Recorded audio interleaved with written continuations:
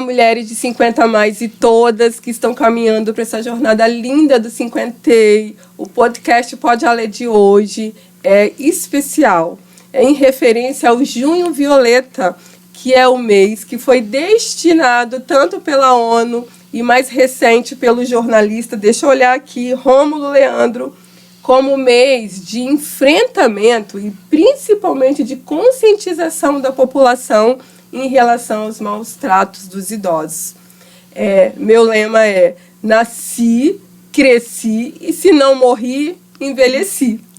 E a gente tem falado muito aqui no podcast sobre diversidade etária, sobre longevidade.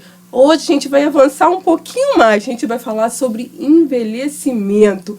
E aí, quando eu estiver naquela fase em que eu, de fato, dependa de um filho, de um vizinho, de terceiro. Para falar sobre esse tema, as minhas convidadas irão se apresentar. Começo com Nirelza. Fica à vontade, Nirelza. Olá, boa noite, tudo bem? Meu nome é Nirelza, eu sou assistente social de formação, trabalho há 2 anos e meio numa instituição de acolhimento para pessoa idosa, carinhosamente chamada ainda de asilo, por mais que seja um termo pejorativo, a gente considera porque são 84 anos de instituição. E estou lá há 2 anos e meio, atendendo aos idosos. Assistente social. Assistente social. Coleguinha, assistente social. Amei. Nara, fique à vontade. Olá, prazer enorme estar aqui com vocês. Eu sou Nara, eu sou advogada de formação e professora universitária, mas atualmente estou secretária de Direitos Humanos do Governo do Estado, do Espírito Santo. Bacana. Muito feliz com a presença de vocês. A gente vai conversar um pouquinho sobre esse tema, que ele é muito digno, né? É um tema muito digno. E o que eu digo, a gente estamos vivenciando esse contexto de envelhecimento da população, né? A nível mundial, a nível de Brasil. Aqui no nosso estado, a expectativa de vida supera 65 anos. Então, teremos, né, pessoas com mais de 60 anos totalmente ativas. E aí, eu queria já lançar a nossa primeira pergunta. Como que estão os equipamentos? Como é que o sistema está preparado para receber essas pessoas? Na verdade, nem para receber, para manter essas pessoas com mais de 60, 65 anos que ainda estão ativas. Vamos começar comigo? Então vamos lá. Vamos falar de políticas, né? Não, com certeza. Acho que você traz uma informação que é muito importante. O Estado do Espírito Santo, a gente teve um crescimento muito grande da população idosa. De 2010 a 2022, a gente cresceu mais de 70%. Mas, assim, uma coisa que a gente tem que aprender todos os dias, eu acho que nós ainda estamos nos preparando com as políticas públicas para atender a população idosa, né? Por muito tempo, a gente tinha uma população idosa pequena, né, aqui no estado, mas a qualidade de vida vai aumentando, a saúde melhora, as nossas situações foram melhorando e com isso a gente vai se tornando mais velho, vai vivendo mais. E a gente tem que trabalhar essa questão, né, de como enfrentar isso. A cada dia é um desafio novo. São os desafios com as casas de acolhimento, né? Hoje a gente chama as instituições de longa permanência, como o Estado, governo federal e município trabalham isso nesse sentido de acolher essas pessoas que não têm, muitas vezes, para onde ir, são abandonadas pela família, da gente pensar no transporte público para essas pessoas. Então, a legislação vem se adaptando também. A gente já tem hoje gratuidade em transporte interestadual, a gente já tem gratuidade há muito tempo impensável para shows, para eventos culturais, porque a pessoa idosa não sai de casa. Hoje a pessoa idosa, ela é ativa, né? Então, ela é ativa, ela sai, então a gente teve que pensar isso. Então, as políticas públicas estão se adaptando às questões no trabalho, a questão para você trabalhar o preconceito, né? Existe muito preconceito, o etarismo. Sim. E como você já falamos aqui no podcast. Exato. Né? Como você convive uma pessoa mais jovem no mesmo espaço de trabalho com uma mais velha. Então, tem um monte de coisa que A gente já avançou muito na garantia desses direitos, mas depois a gente vai entrar nisso. Eu falo muito, mas eu trabalho com o Conselho Estadual da Pessoa Idosa, por exemplo. A gente vê como a cada dia a gente precisa de aprender coisas novas, porque as necessidades estão surgindo, né? E eu vejo, Nara e Nirelza, que é realmente tudo muito novo, né? Esse contexto do envelhecimento da população, isso dos últimos... Eu acho que já vem até um pouco antes da pandemia, mas eu acho que depois da pandemia isso deu um boom, né? E, de fato, não estamos preparados. Eu acho que até as próprias pessoas, a sociedade que está se alertando, quando eu trago alguma convidada aqui, que fala, gente, então você já tem 50 anos, é esse o contexto. Então, assim, é tudo muito novo. Então, de fato, as políticas, os equipamentos precisam se adaptar, né? Acho que está tudo muito nessa fase mesmo, né? Acho que é de uma construção conjunta. E por isso a gente precisa estar falando. Estamos aqui hoje, a gente precisa estar debatendo isso diariamente. Exatamente. Né? Até para poder estar difundindo e estar melhorando aí o que a gente precisa para poder atender a população idosa.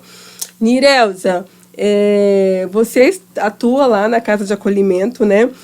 Eu moro ali muito próximo a gente estava conversando antes de a gente começar a gravar. A gente sabe o quanto é pejorativo falar asilo dos velhos, né? Mas como você disse, culturalmente, quase 84 anos, né? 84 anos. As pessoas que moram na região ali da Marechal Campos de Maruípe sempre falou asilo dos velhos, né? Mas aí, sejamos politicamente corretos, vamos falar casa de acolhimento. Eu gostaria, assim, por curiosidade, tá, que você nos relatasse como que é o dia a dia, como que acontece, como que os idosos chegam até a casa. Resume um pouquinho pra gente aí, conta pra gente. Então, não gostaríamos de chamar de asilo, mas ficou esse nome porque a população em si tem um carinho enorme pelo asilo. Ao redor, então, a comunidade ela é muito ativa, participativa. Então, pessoas que vão fazer um trabalho lá, por exemplo, atualmente, falam: já estive aqui quando criança, participei de alguma atividade no asilo, vim à missa com a minha mãe. Então, assim, tem uma sequência histórica aí que eu acho até interessante. E que com certeza não é pejorativa, né? Não, com certeza não é. É com carinho, aquela questão da gratidão, do afeto. Uhum. Que fosse a questão da benevolência, que seja, né? Mas hoje, considerando como política pública, a gente entende que o acolhimento ele é realizado após ser referenciado. Então, ele é um acolhimento institucional de responsabilidade do município. Uhum. Então, o município faz o atendimento através dos CREAs, né? Do município de Vitória, hoje. Antigamente não, quando não ainda era estabelecido enquanto política pública, eram as casas de caridade, né? Eram acompanhados por freiras, tem toda uma história. Então, o acolhimento ele acontece através da referência da alta complexidade, gerência da alta complexidade. Então, CREAS que faz esse acompanhamento e vê como todas as possibilidades já extintas é realizado a solicitação de acolhimento para o asilo de Vitória. Então, é importante falar dessa violência e do junho, né, que é considerado o mês da conscientização da violência contra a pessoa idosa, porque é isso. Quando não existe mais possibilidade de ter uma rede de apoio, seja da comunidade, seja da família, seja daquele ente, né, que ele considera alguém próximo, vai para a instituição de acolhimento. E aí quem faz essa avaliação? Você disse que são os CRAS? Os CREAS. Os CREAS, desculpa. Isso. Os CREAS que fazem essa avaliação. Exatamente. Tá. Então, o CREA que faz essa avaliação, que identifica que, de fato, aquele idoso não tem mais condição. Na verdade, não é que a família que não tem condição de dar prosseguimento ali com a sobrevida dele. Certo? Mas há casos também de idosos. Isso que eu ia perguntar. Ok. Né, tem toda uma questão social, de acompanhamento, então chegou-se à conclusão que a família não dá para acolhê-lo mais, certo? Certo. Aí encaminha lá para a instituição. Mas deve existir casos em que isso seja uma iniciativa da própria família. Acontece? E aí acontece, na maioria dos casos, a judicialização. Eu entro na justiça, né? e solicito o acolhimento por diversos motivos que não dá para não levar em consideração, porque a partir do momento que a justiça decide, é porque alguma avaliação já foi realizada e realmente se viu que não havia possibilidade da permanência com a família, por medida protetiva, por aquela família que realmente solicitou via judicialização. Mas quando o Ministério Público aceita, né, a questão da institucionalização, é porque realmente foi constatado que aquela família não tem condições de cuidado. Mas há outros casos. Há casos de mulheres, principalmente, que não constituíram família, que na maioria das vezes trabalharam como empregadas domésticas, não constituíram família, não tiveram filhos, não se casaram. E aí, quando chegou na fase que não produziam mais enquanto funcionárias daquela casa, elas não tinham mais a possibilidade de manter um outro local que não fosse a casa dessa pessoa onde ela trabalhava. Então, é muito comum que a institucionalização também aconteça com essas mulheres. Você comentou antes da gente começar a gravar que tem 80 idosos, né? Você tem a estatística aí, quantos homens, quantas mulheres? Mais mulheres do que homens. Mulheres. Uhum. Gente, aí eu fico aqui pensando, né? A mulher sempre, né? Questão materna, de estar sempre cuidando, e lá depois no final ela não é cuidada. Estatisticamente, a gente pode falar que a mulher cuidou do outro e não teve ninguém agora para cuidar dela. Exatamente. Muito triste. Sim. E eu acho que isso se reflete na nossa sociedade mesmo, pelo machismo. Assim, eu sei que a pauta é a pessoa idosa, mas quando a gente pensa nas pessoas encarceradas, acontece a mesma coisa. Assim, nós mulheres, né, vamos ao presídio para visitar os nossos familiares. Uhum. Quando essa mulher vai presa, ela não recebe a visita. Então, isso se reflete na vida da mulher, eu acho que sempre, né? A gente sempre está num aspecto mais sozinha mesmo, né? Infelizmente, ainda a sociedade acha que a mulher é a cuidadora e nunca nos vem numa posição de ser cuidada, sujeito de direito que precisa de ser cuidada, que precisa de direitos também, né? Uhum. Isso se reflete, né, na nossa juventude, depois em outros casos de cometimento de crime, talvez, e depois no e é muito interessante, porque a mulher, ela se cuida mais, né?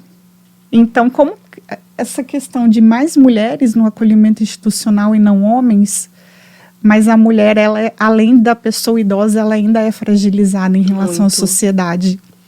Então, todas mesmo do patriarcado, né? Dela não ter, naquele momento, como sustentar a família, de ter criado seus filhos, né, de ter conduzido estudo, alimentação e tudo mais, hoje ela não é cuidada.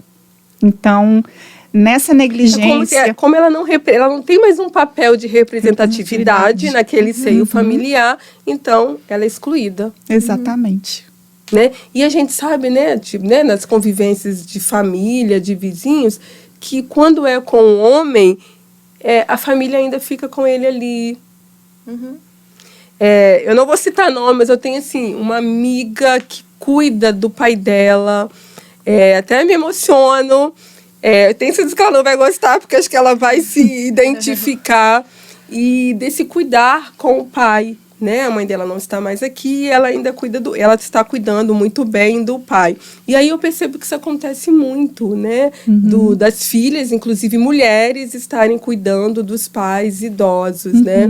E aí isso não acontece em relação às mulheres idosas. Eu fico altamente preocupada. É como se não houvesse nenhum tipo de obrigação, de exclusão total. E tem tudo a ver com a questão do patriarcado, do machismo mesmo, né? E da vulnerabilidade e fragilidade das mulheres. Sim. Né? Tem tudo muito a ver. Meninas, em relação ao estatuto, nós temos um Estatuto do Idoso, né? Que ele é do ano de 2003. 20 Fez 20 anos, né? anos. Fez Aham. 20 anos, né? Fez 20 anos, uma idade bonita. E eu vejo como um marco, né, em relação aos benefícios, que a Nara até falou muito bem no início, em relação à gratuidade de passagem, dos shows. E aí eu até relacionei aqui, né, do transporte coletivo, vagas exclusivas, pensão alimentícia, meia entrada, medicamentos gratuitos, etc, etc, etc. Vocês acham que esses benefícios estão assim totalmente difundidos? Tem muita gente que ainda não sabe. O que vocês acham em relação ao Estatuto do Idoso?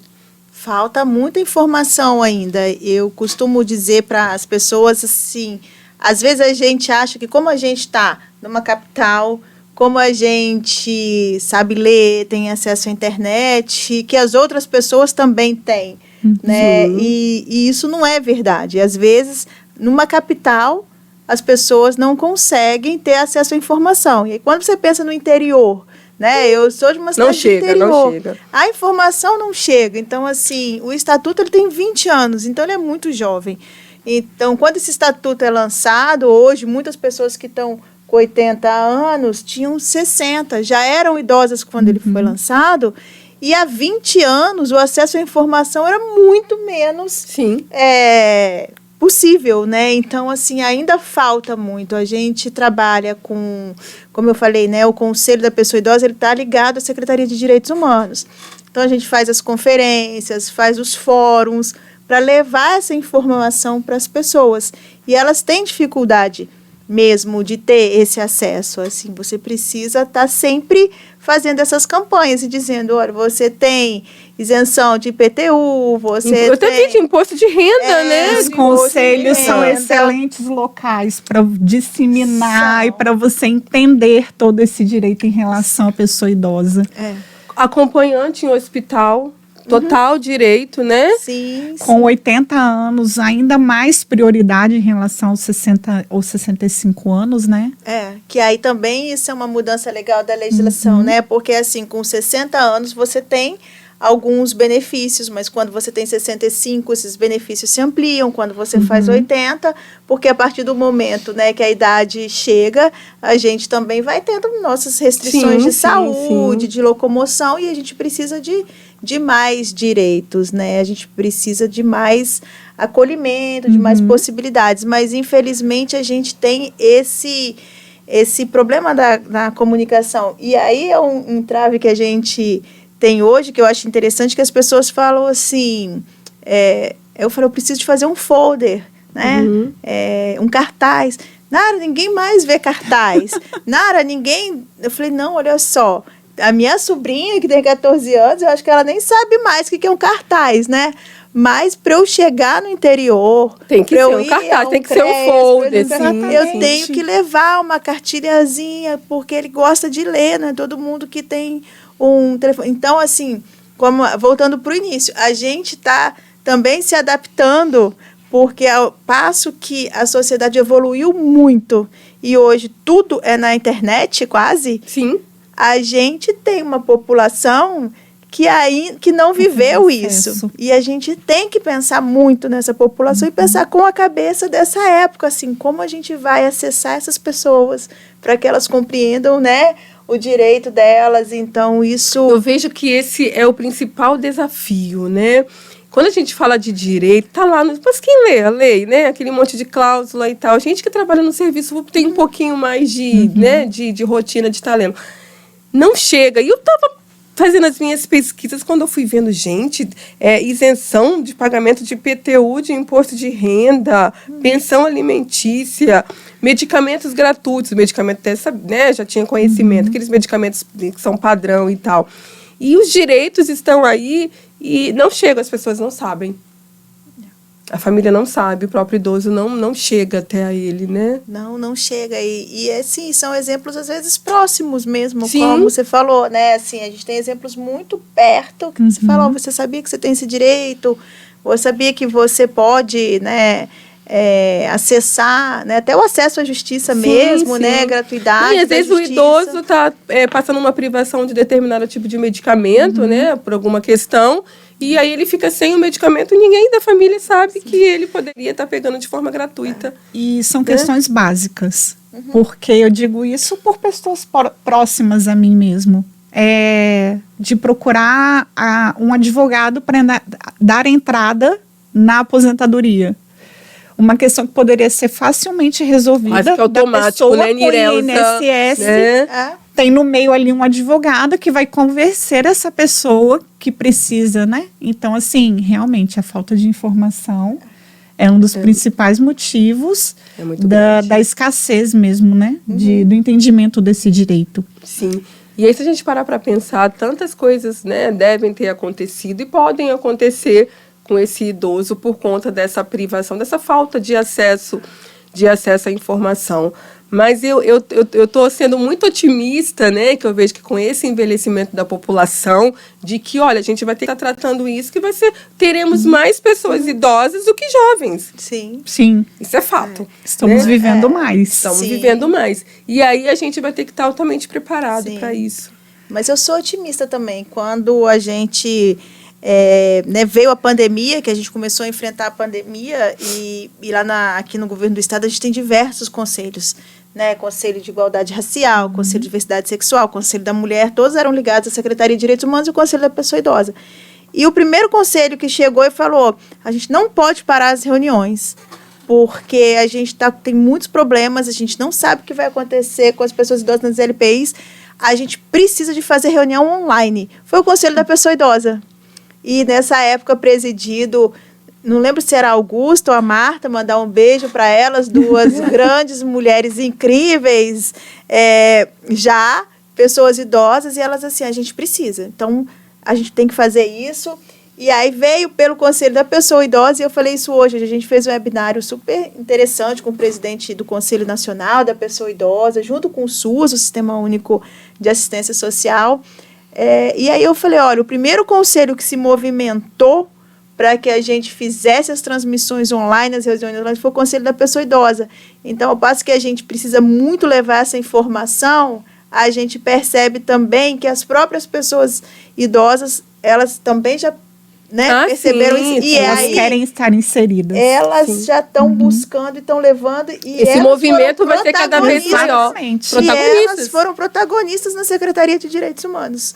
E eu sempre aí eu chegava em outros conselhos e dizia, olha, contrariando a expectativa de algumas pessoas, né, que tem preconceito com relação à idade, etarismo, foi o Conselho da Pessoa Idosa que saiu na frente. Secretaria de Direitos Humanos. Então, assim, mas olha o entendimento, né? Naquele momento, a pessoa idosa vulnerável, que com mais incidência de óbitos naquele momento, se vê na necessidade de não vamos parar com nada, porque a informação tem que chegar. Para que mais pessoas não morram, né? Tenham entendimento de todas as precauções relacionadas àquela doença naquele momento, né? A pandemia. Sim. Falando em pandemia, Nirelza,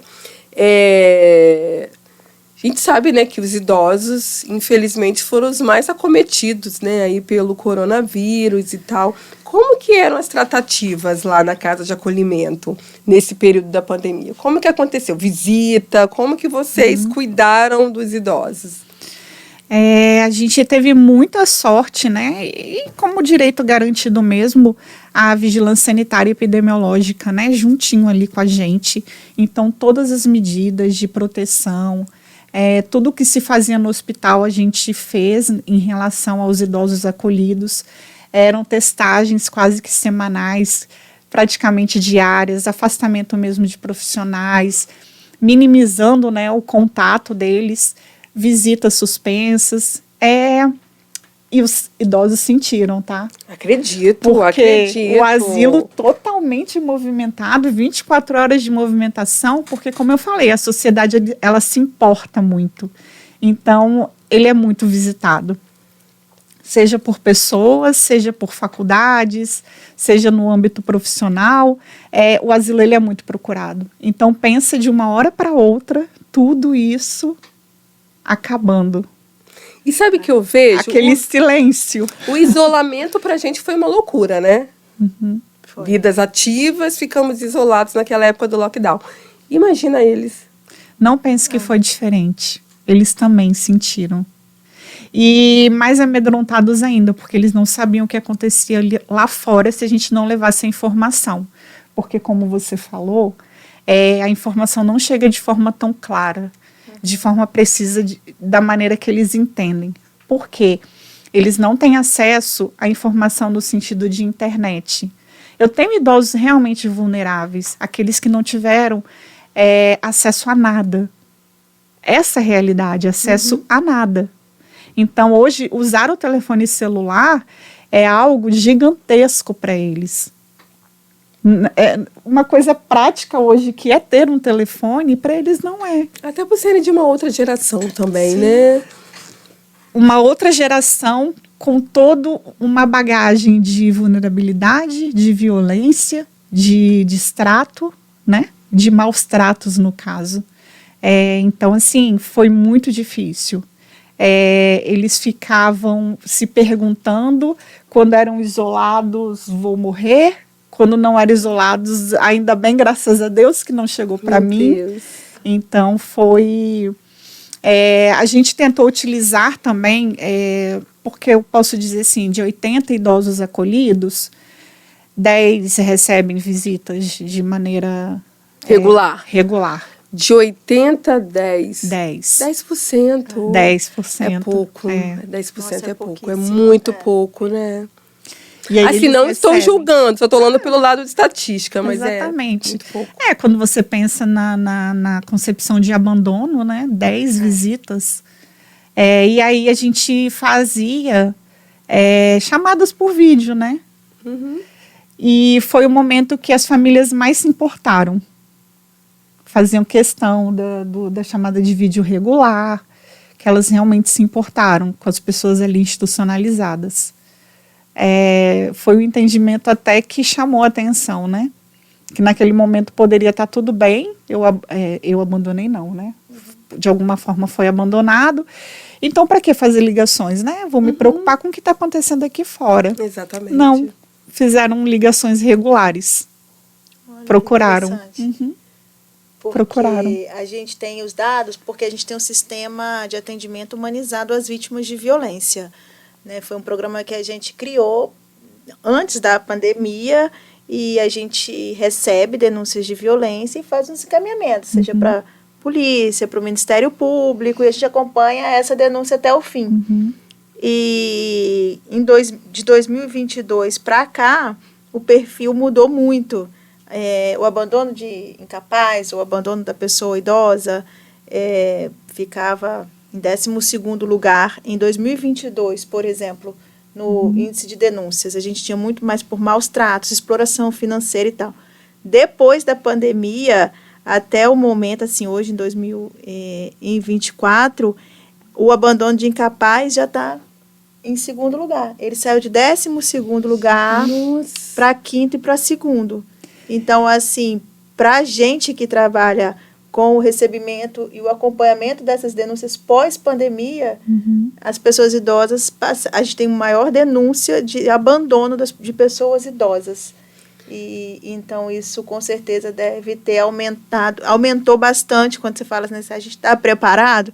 A gente tinha um cenário preparado para outros tipos de violência. E agora a gente faz um trabalho muito forte com a delegacia da pessoa idosa, a gente tem uma delegacia, né, específica para isso, só que a gente agora tem um número maior de pessoas idosas abandonadas. E aí muitas se tornam pessoas em situação de rua, porque nem sempre elas vão ter o acolhimento, elas vão ter o acesso à informação que elas podem procurar. Aí algumas o Ministério Público conseguem procurar o Ministério Público e aí por decisão judicial ela consegue uma vaga.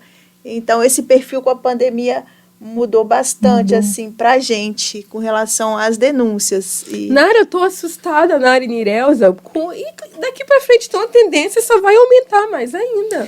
O acesso à informação, por exemplo. Eu acho que quando aumentou o acesso à informação, as pessoas começaram a denunciar mais. Porque é difícil, né? Eu acabo me culpando, eu não consigo mais cuidar daquela pessoa. Eu já sou improdutivo perante a várias situações.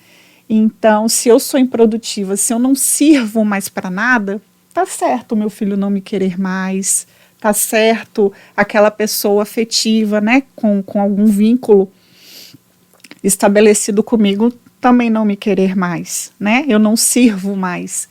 Então, mesmo assim, mesmo com esse sentimento, ela começou a se posicionar em relação ao abandono, aos maus tratos. Assim como a mulher, né? Sim. Sim. Tem aquela questão, já não existe mais, ainda bem, mas não meta colher, em discussões, né? Marido e mulher não meta colher. Se importe sim com o idoso. Se a vizinhança perceber alguma coisa, vizinhos, familiares perceberem que naquele momento o idoso está passando por alguma situação que deva ser denunciada, por favor, denuncie. E até a própria pessoa idosa, ela já está assim, com tanto, eu falo assim que os CRAS, os CREAS, eu acho, as escolas, hoje tem tanto entendimento em relação a todas as políticas, né? E principalmente ao direito, que elas conseguem hoje estabelecer com essa. Eu vejo uma criança sofrendo violência, quem primeiro percebe? A escola. Sim. Né?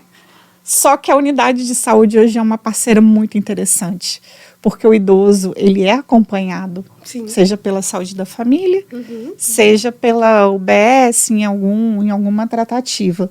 Então, eu percebo que a pessoa idosa hoje, mesmo fragilizada, ela tem agora outros instrumentos a seu favor. Então, conseguem também lutar para que ela não seja totalmente. Por isso que esses índices agora estão altos, né? Acredito que por isso também. Deva porque ser por a gente isso. não tem esse estudo se aumentou o abandono ou aumentaram as denúncias. Aumentaram as denúncias, mas o fato é que em números reais do que a gente recebe, assim, por muitos anos, o número de denúncias de violação de direitos de criança e adolescente era maior do que de pessoa idosa. Aí, agora, em 2024, virou. O número de denúncias de violações de direitos da pessoa idosa já supera o de criança e adolescente. Então, e aí essa questão também, né, desse trabalho de leva informação, faz um trabalho em rede, e as pessoas começam a denunciar o que antes elas não falavam.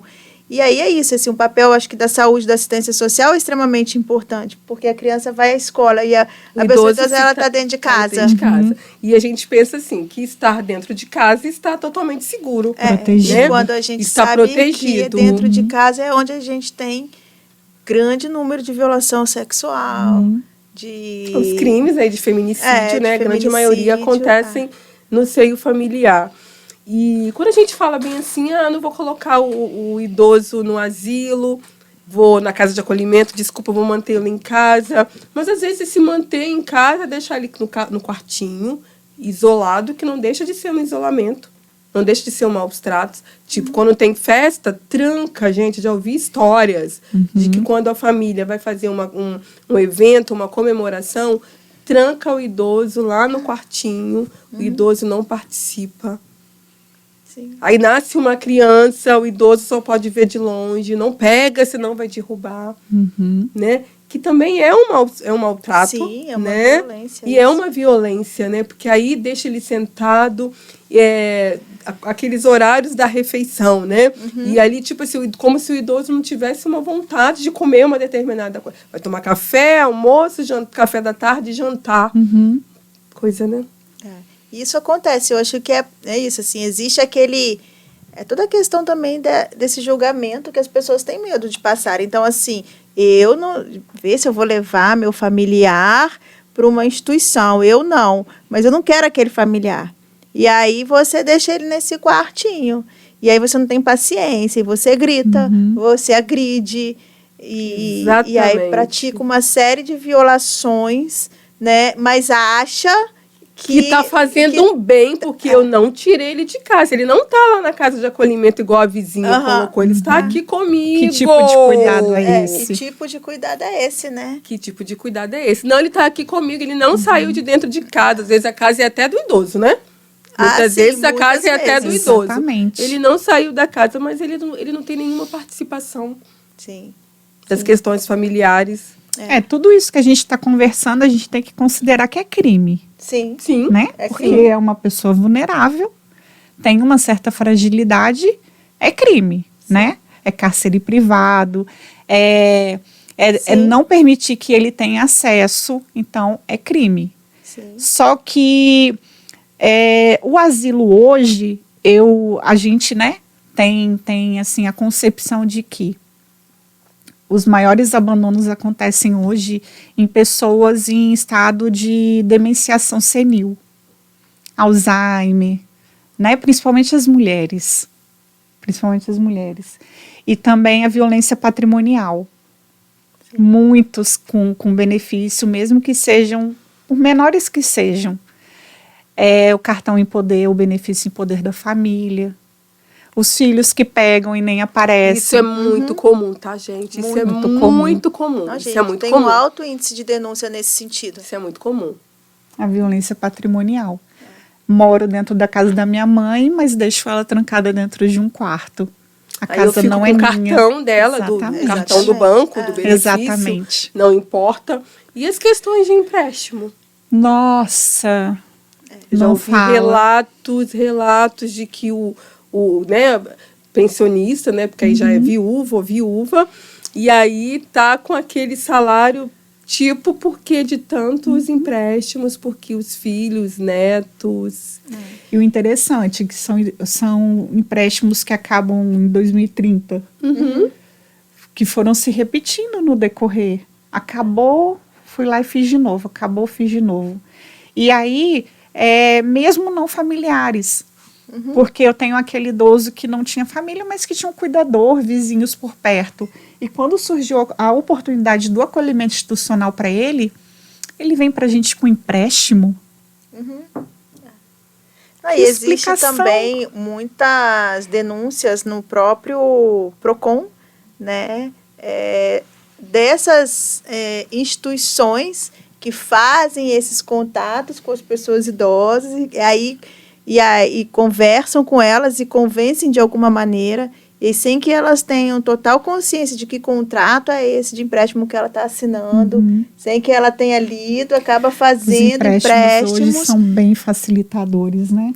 As empresas, sim, né, e de acaba análise. criando endividamento. Praticamente criminosos, né, em alguns casos. Sim, sim. Aí existem né, muitas denúncias de irregularidade nessas propostas, sendo abusivas, né, porque acabam se aproveitando de uma vulnerabilidade, de uma fragilidade, que a pessoa né? tem, né, que não está compreendendo. Exatamente. Eu tô lembrando aqui a minha sogra, né? Minha sogra tem 70 e poucos anos, super ativa.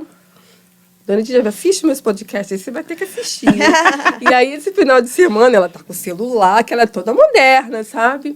E aí ela diz-me assim que tá com um telefone novo e quando recebe uma ligação que pode ser golpe, o telefone tipo dá um alerta, né? E ela tá adorando. Então, números desconhecidos, números aí de propaganda, de empréstimo, ela não atende.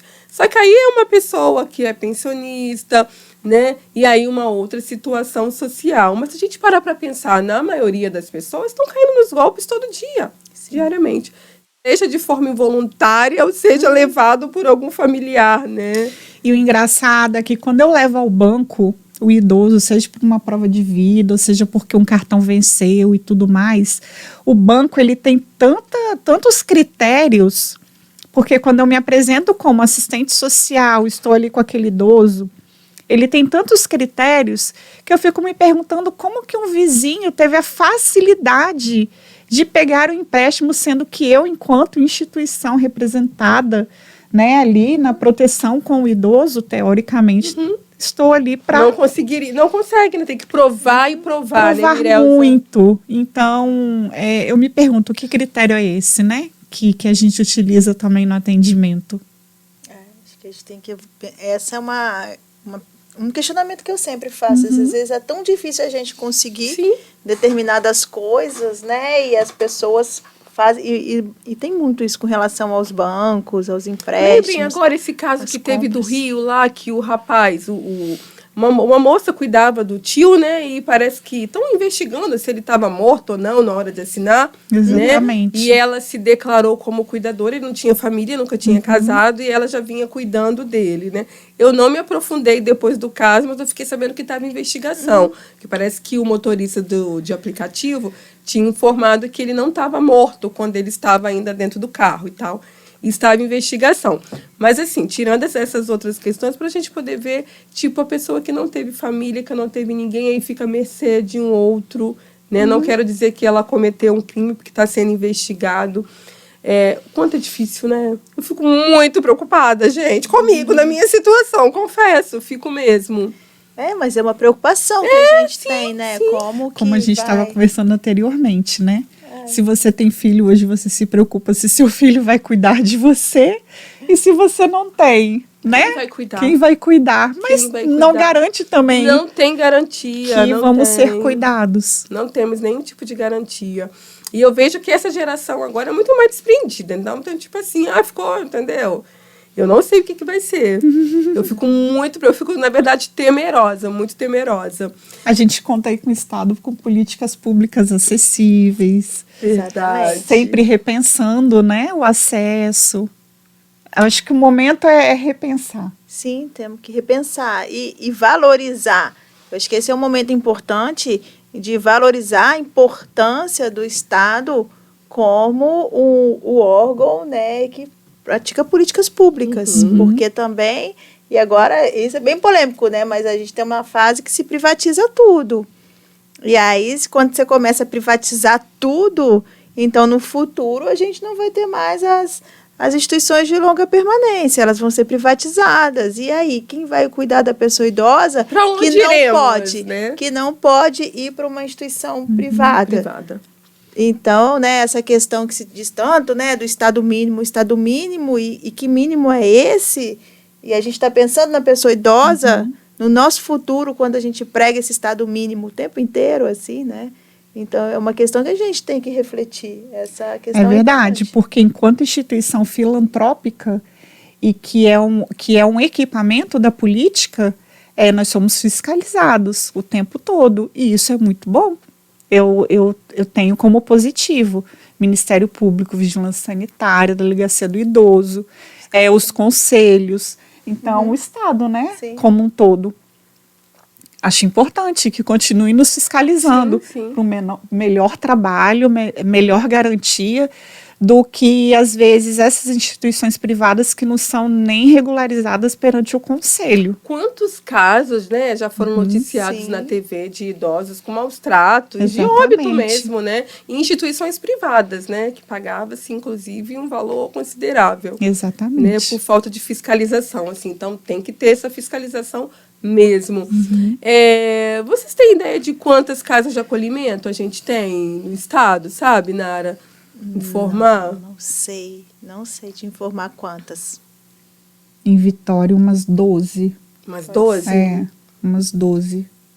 Mas eu não sei, mas nem todos os municípios têm. Não. E isso também é uma questão importante a se discutir, porque quando você precisa acolher uma pessoa idosa e você não tem naquele município, e isso no interior é uma realidade, aí a pessoa tem que ir para um outro município, e aí isso já desestabiliza muito. Total, né? Porque você sai do seu município, você perde seus laços ali com a comunidade, nem sempre a sua família, né? Porque às vezes a família ela não pode ficar com a pessoa idosa em casa, mas ela pode visitar.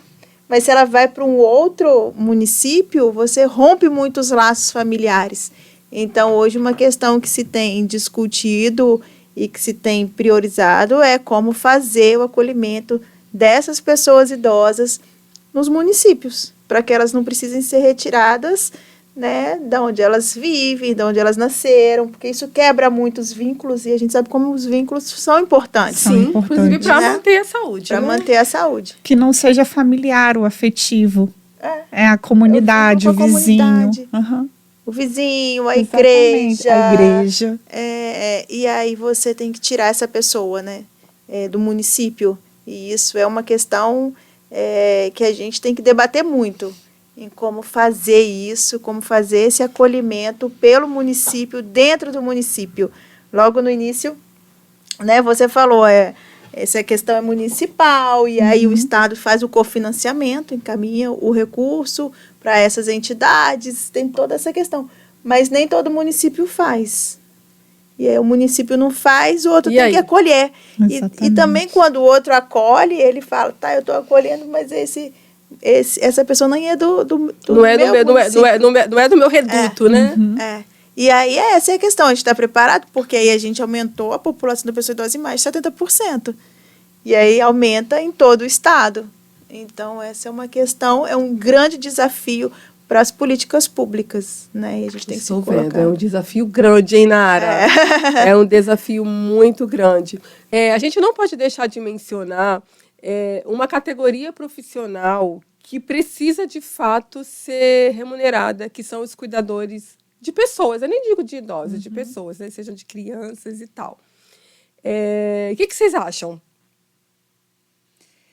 Então, eu acredito que deva ser realmente voltada para a profissionalização, especializar realmente, de que ele não se torne um acompanhante, porque antigamente se falava, tem um acompanhante, tem uma babá, Não, ele é um cuidador, e para ser cuidador ele precisa se profissionalizar.